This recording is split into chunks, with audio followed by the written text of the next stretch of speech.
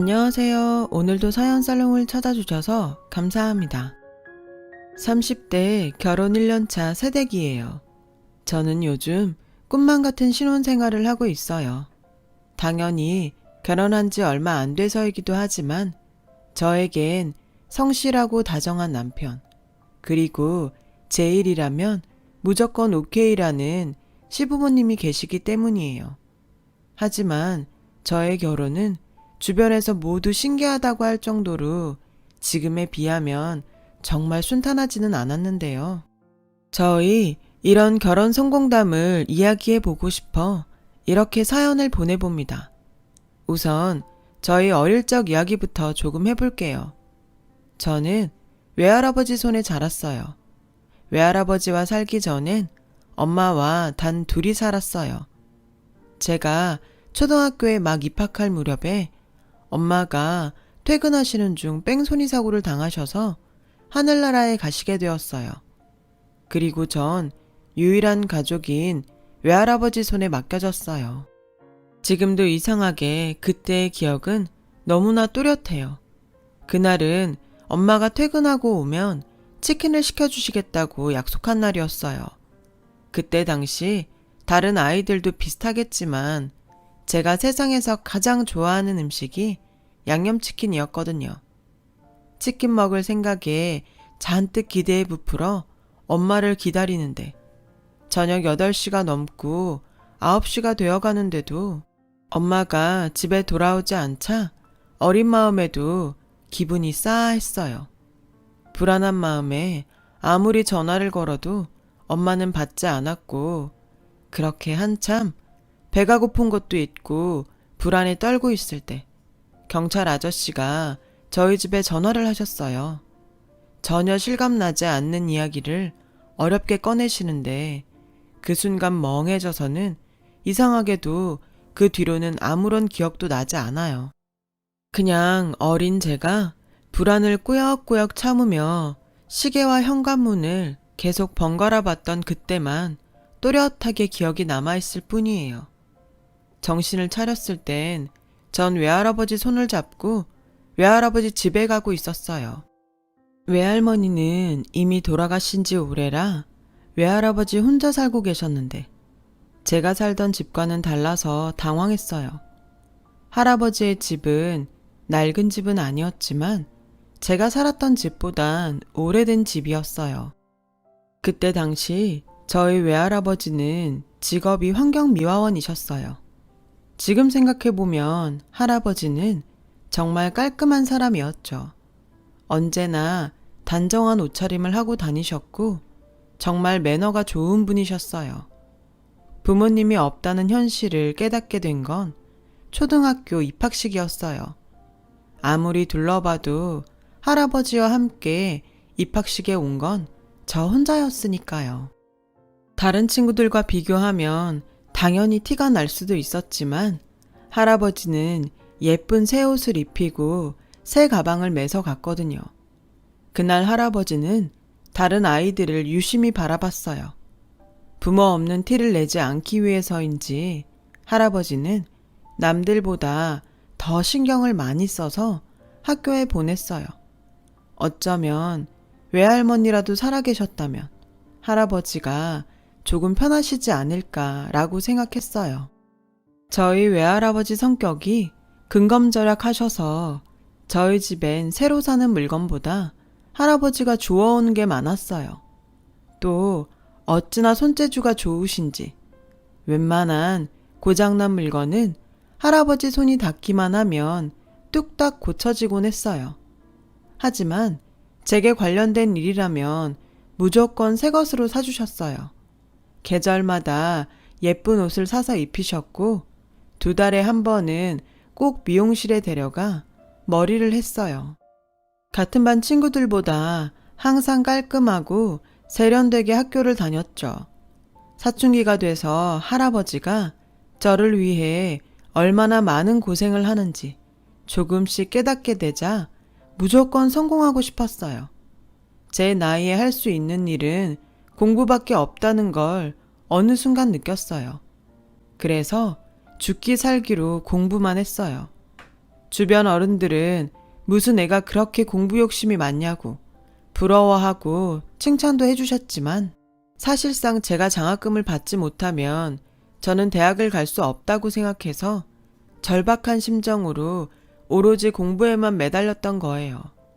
그 결과 학원 한번 다니지 않고 과외 한번 하지 않고도 전교 1, 2등을 다투는 모범생이 되었고 내신에 수능까지 잘 봐서 원하는 S대 법학과를 장학생 자격으로 입학하게 되었어요. 순전히 저 혼자의 힘으로 이루어낸 결과에 어깨가 으쓱했어요. 그런데 할아버지는 제가 그 좋은 대학을 전액 장학금으로 갔는데도 다른 날과 별반 다르지 않게 저를 대하셨고 그날은 그게 좀 서운하더라고요. 다른 집이면 지금 난리가 나도 여러 번 난리가 났을 텐데 만약 엄마가 돌아가시지 않았다면 얼마나 좋아하셨을까 그런 생각이 들자 저는 가장 기쁜 날인데도 눈물이 멈추지 않았어요. 그때였어요.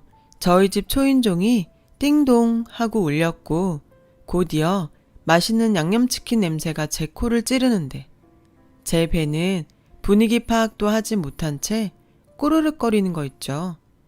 할아버지는 저에게 너 좋아하는 양념통닭이다. 내가 너 해줄 건 없고 이거나 맛있게 먹어라 하시며 당신은 치킨 한 조각도 드시지 않았어요. 괜히 치킨 무만 열심히 드셨죠. 할아버지도 좀 드세요. 아니야, 난 닭고기 안 좋아해. 난 이 무가 맛있더라. 너 많이 먹어. 저는 나중에 할아버지가 제 대학 합격 소식을 듣고 너무 좋아서 동네방네 자랑을 하셨다는 사실을 치킨집 사장님한테 듣게 되었어요. 치킨집 사장님 딸이 사실 저와 1, 2등을 다투었던 라이벌이었거든요. 사장님의 말씀에 따르면 저희 할아버지는 한껏 들뜬 모습으로 나타나 이렇게 외치셨대요. 우리 손녀가 제일로 좋아하는 양념통닭 토실토실한 놈으로 한 마리 주쇼. 아, 치킨무도 많이 주고. 저는 그 말을 듣는데 그날 치킨은 안 좋아하고 치킨무가 맛있다며 그것만 드셨던 할아버지가 떠올라 가슴이 먹먹했어요. 좋아하지도 않고 좋았던 기억도 없는데 이상할 정도로 저는 그 후로 할아버지만 떠올리면 가슴이 먹먹해졌어요. 할아버지는 대학에 가까운 자취방으로 떠나는 저를 배웅하시면서 이렇게 말씀하시더라고요. 지연아, 그동안 할아버지가 못해준 게 많아서 참 미안해. 창피한 일이지만 난 널 어떻게 키워야 하는지 전혀 몰랐어. 근데 넌 스스로 뭐든 할 수 있는 아이여서 난 더 해줄 게 없었단다. 지금 생각해보면 고마웠지만 그만큼 너 혼자 애쓰게 해서 할애비가 미안하다. 가서 공부 열심히 하고 꼭 반듯한 법관이 되거라. 부족한 할애비 밑에서 잘 커져서 고맙다. 저는 그 후로 한순간에 철이 들어버렸어요. 구구절절 할아버지의 진심이 저를 공격해 오는데 속수무책으로 항복할 수밖에 없었거든요.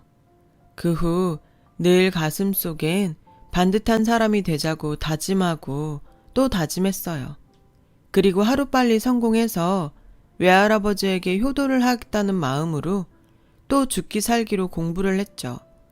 그래서 저는 연애는 물론이고 남들 다 한다는 캠퍼스 생활도 누리지 못했어요. 하지만 후회는 없었어요.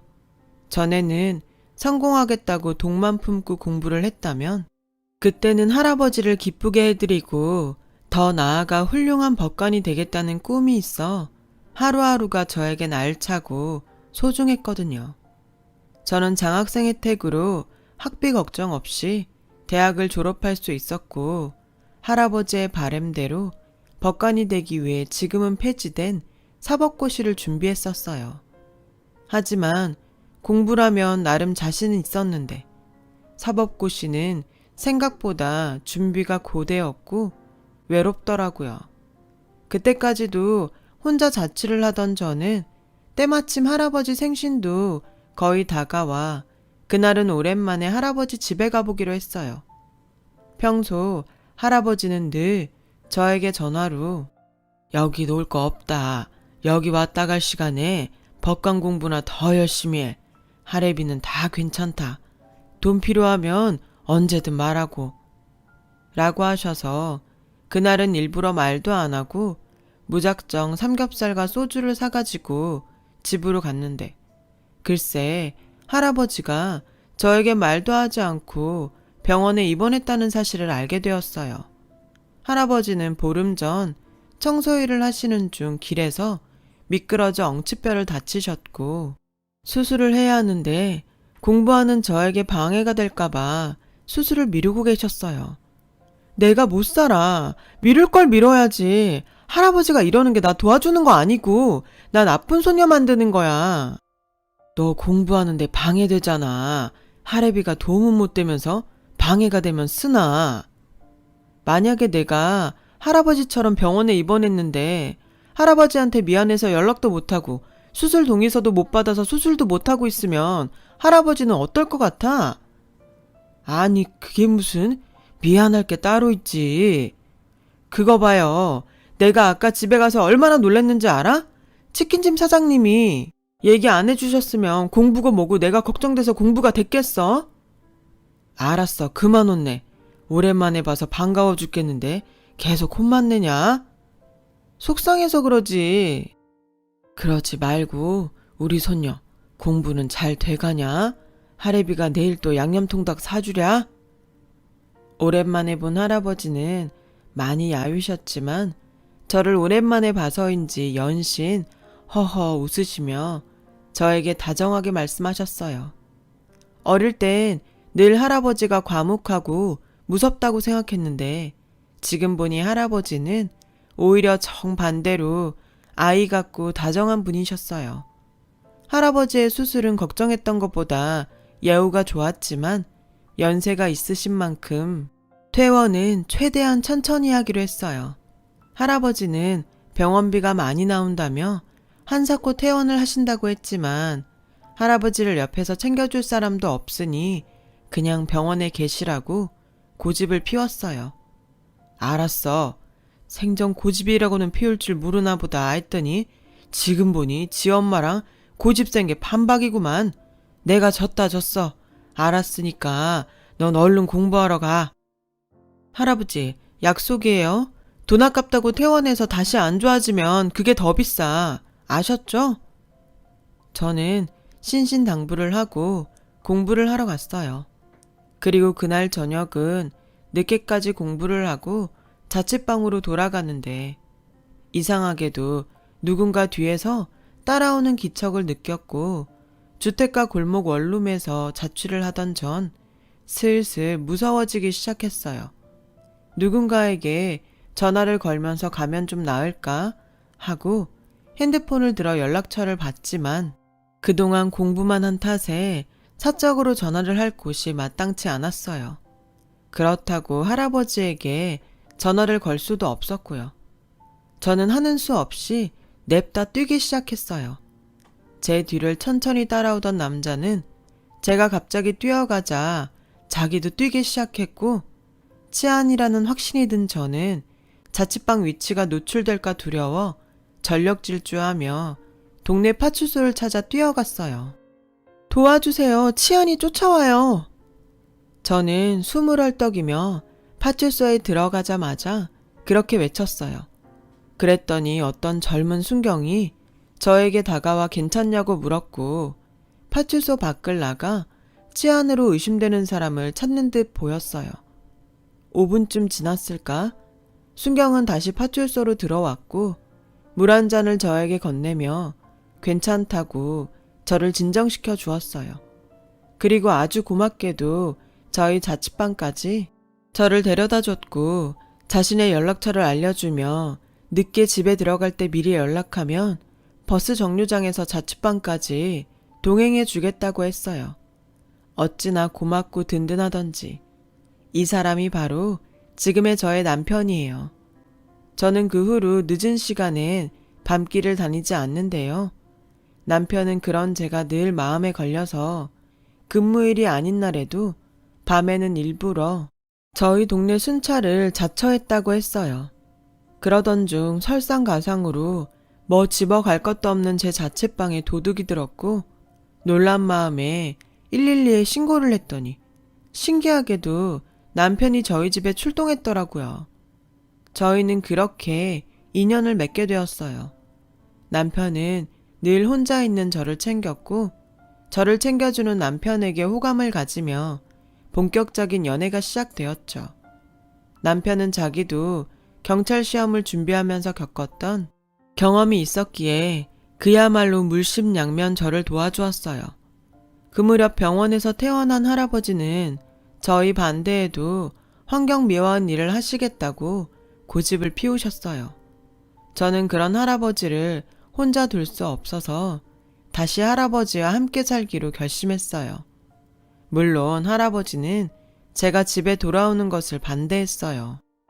여기는 좁고 어수선해서 너 공부하는데 하나도 도움이 안 돼. 그러니까 원래 너 살던 대로 가.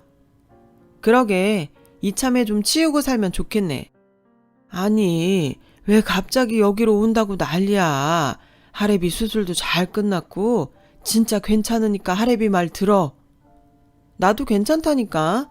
오히려 이젠 따로 살면 할아버지 걱정돼서 공부가 안 돼. 할아버지는 결국 손녀의 고집에 뜻을 굽히셨어요. 할아버지는 저 때문에 못 살겠다고 하셨지만 저는 분명 봤어요. 제 앞에서 등을 돌리시면서 살짝 올라가는 할아버지의 입꼬리를요. 저는 그 후 아이러니하게도 공부와 연애를 동시에 하면서 마음의 안정을 찾아갔습니다. 그 결과 저는 사법고시에 최종 합격하게 되었어요. 할아버지와 남편은 저희 합격 소식에 누구보다 기뻐했지만 세상 누구보다 기쁜 사람은 바로 저였어요. 앞으로 할아버지에게 호강을 시켜드릴 수 있다는 기쁨은 물론이고 여태껏 저를 챙겨준 남편과 결혼 이야기를 할 수 있다는 생각에 인생의 가장 큰 숙제를 마친 기분이 들었어요. 하지만 저는 또 여자 판사가 되기 위해 연수원에서도 긴장을 놓을 수 없었는데요. 그 무렵 남편이 저에게 정식으로 프로포즈를 해왔어요. 아직 연수원생인 저였지만 남편은 하루라도 빨리 저와 결혼하고 싶다고 했어요. 그때가 저희가 연애를 한 지 3년에 접어들고 있을 때였어요. 망설일 이유가 없었기에 좋다고 했어요. 하지만 저희의 결혼은 전혀 예상하지 못한 곳에서 브레이크가 걸려버렸는데 그건 바로 예비 시어머니의 반대였어요. 반대의 이유는 저희 가정 환경이었어요. 부모도 없이 할아버지의 손에 큰 것도 마음에 걸리고 환경미화원 일을 하는 할아버지의 직업도 시어머니는 탐탁지 않으셨던 거예요. 아무리 사법고시에 합격했어도 자라온 환경은 무시 못한다. 난 잘난 며느리보다 그냥 평범하고 예의 바른 며느리가 좋아. 그래야 너도 남편으로 대우받는 거야. 처음 남편에게서 반대 이야기를 들었을 땐 제가 가서 시어머니께 잘 보이면 저를 허락해 주실 거라고 생각했어요. 하지만 시어머니를 뵈러 간 날 그 생각이 얼마나 무모했는지 알 수 있었죠. 미안해요. 이런 표현에서 좀 그렇지만 난 사짜 며느리보다 어릴 때부터 보고 배운 게 많은 안정적인 며느리를 원해요. 또 사돈 직업이 청소부라는 것도 좀 그렇고. 아무튼 난 이 결혼 반대예요. 엄마, 이 사람 예의도 바르고 성격도 좋아요. 그리고 할아버지 직업까지 들면서 반대하는 건 좀 아니죠. 지금은 너도 엄마가 속물 같고 이상하겠지만 시간이 많이 지나면 너도 내 마음 알 거야. 아무리 요즘은 장서 갈등이니 뭐니 해도 처가는 있어야지. 안 그래? 네 아버지도 경찰 되고 네 외할아버지가 얼마나 든든한 뒷배가 되셨는데 그런 뒷배는 못 되어도 평범한 처가가 있다는 게 살면서 얼마나 힘이 되는 줄 아니? 저는 시어머니가 처가가 있어야 한다는 말씀에 할 말을 잃었어요. 외할아버지가 계시긴 하지만 부모가 없기에 그 순간 뭐라고 할 수가 없더라고요. 시어머니의 표현대로 힘이 돼줄 수 없는 저희 할아버지가 자꾸만 마음에 걸려 저는 마음이 아팠어요. 어쩌면 저는 제가 사법고시도 합격하고 연수원 생활을 하고 있으니 제 스스로 조건이 나쁘지 않다고 생각했던 것 같아요. 제가 잘나면 제 잘남으로 뭐든 다 커버할 수 있다고 자신만만했다가 전혀 예상하지 못한 이야기를 듣게 된 거죠.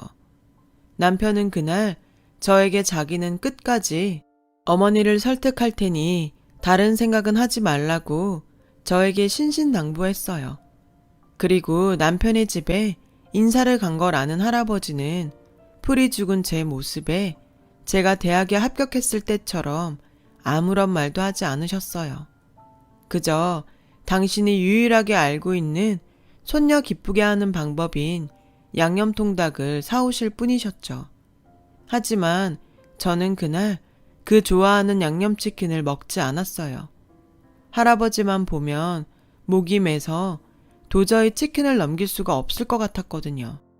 저희 이런 마음을 할아버지는 아셨는지 다음 날 당신이 직접 남편을 찾아갔고 남편에게 모든 이야기를 듣고 오셨어요.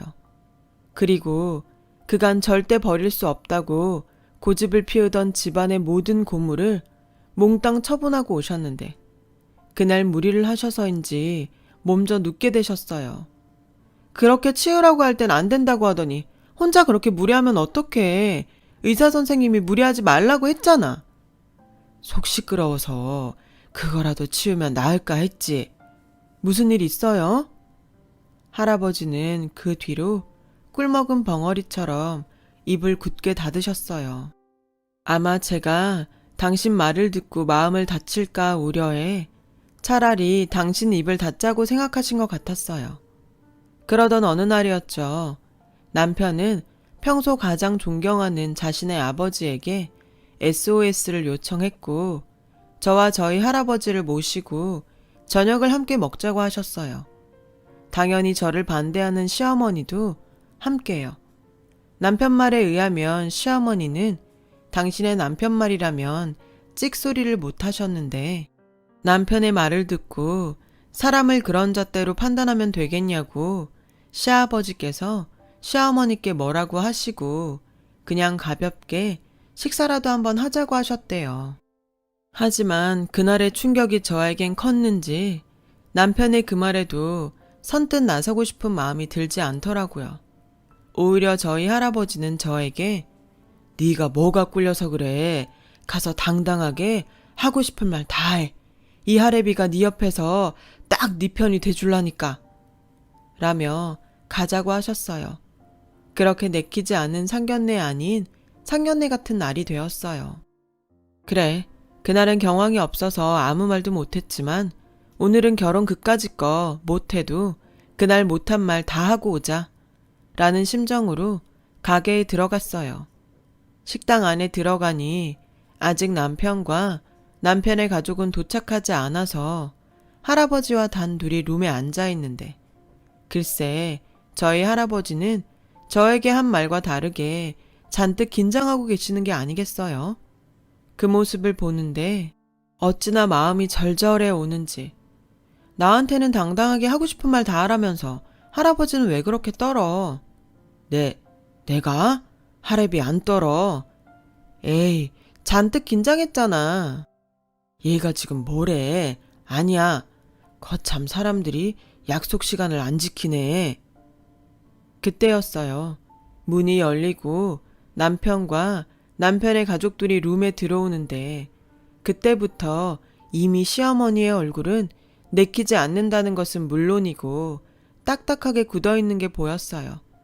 저는 그 순간 이 결혼은 정말 어렵겠구나 하며 포기하게 되었는데 그 순간 저희 할아버지의 거칠지만 따뜻한 손의 온기가 제 손에 느껴졌어요.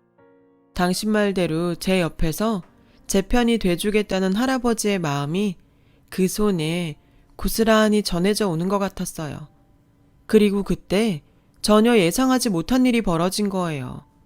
가족 중 가장 늦게 도착한 시아버지께서 저희 할아버지를 보는 순간 무슨 이유인지 많이 놀라시는 것 같더니 그 자리에서 저희 할아버지에게 정말 갑자기 큰 절을 하시는 게 아니겠어요?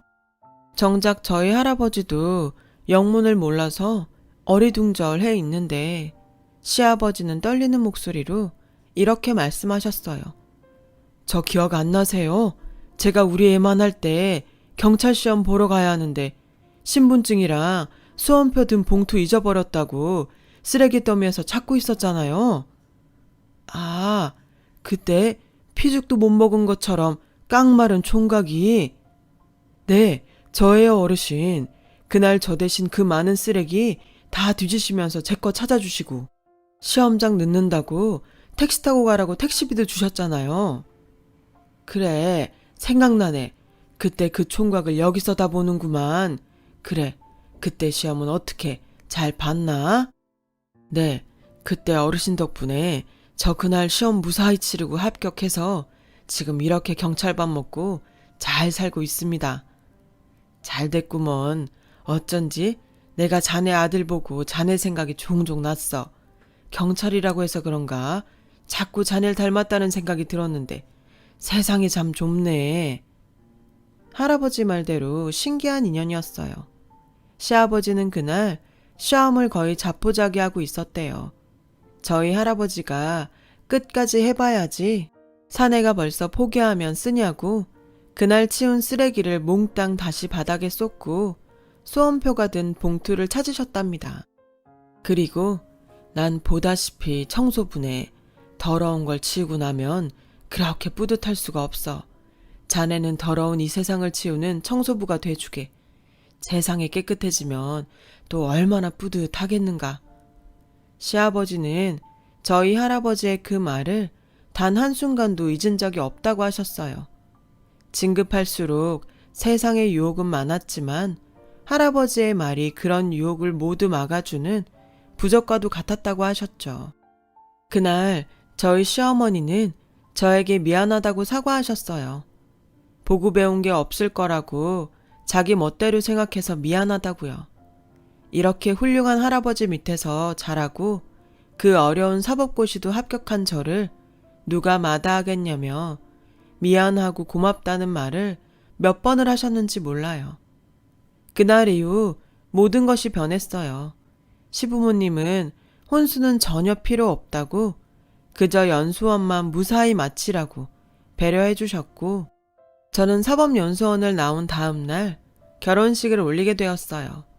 시어머니는 다른 사람이 친정엄마라고 오해할 만큼 온 마음을 다해 저를 챙겨주셨고 시아버지는 제가 민망할 정도로 제 자랑을 쉴 새 없이 하셨어요. 그리고 저희 유일한 가족인 할아버지는 혼주석에 홀로 앉으셔서 촉촉한 눈으로 저를 흐뭇하게 바라보셨는데요. 저는 지금도 할아버지의 주름들 사이로 환하게 웃던 그 미소를 잊을 수가 없어요. 엄마의 갑작스러운 죽음으로 할아버지에게 맡겨져 제가 세상에서 가장 불행하다고 생각했는데 사실은 우리 할아버지여서 너무나 감사한 일이었어요. 저는 부끄럽게도 태어나 할아버지에게 한 번도 사랑한다는 말을 하지 않았어요. 사춘기 때는 전혀 그런 마음이 없었고 커서는 그 말을 안 해봐서 부끄러워하지 않았는데 이상하게 그날은 그 말을 하지 않으면 후회할 것 같은 기분이 들었어요. 그래서 신혼여행을 가기 전 그 말을 꼭 하려고 했는데 아가, 이거 신혼여행 가서 써라 라며 할아버지가 먼저 다가와 저에게 봉투를 내미시는 거예요.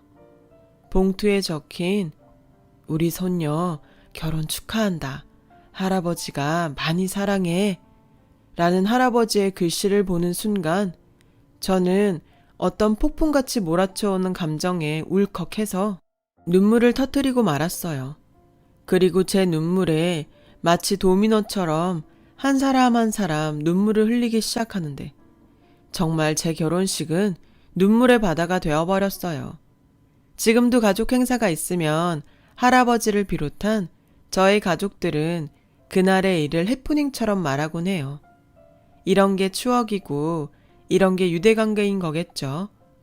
저는 최근에 새내기 검사가 되었어요. 하루에도 수십 건씩 밀려오는 사건의 기록을 읽느라 남편에게 미안할 정도로 신혼의 재미를 느낄 새가 없는데요.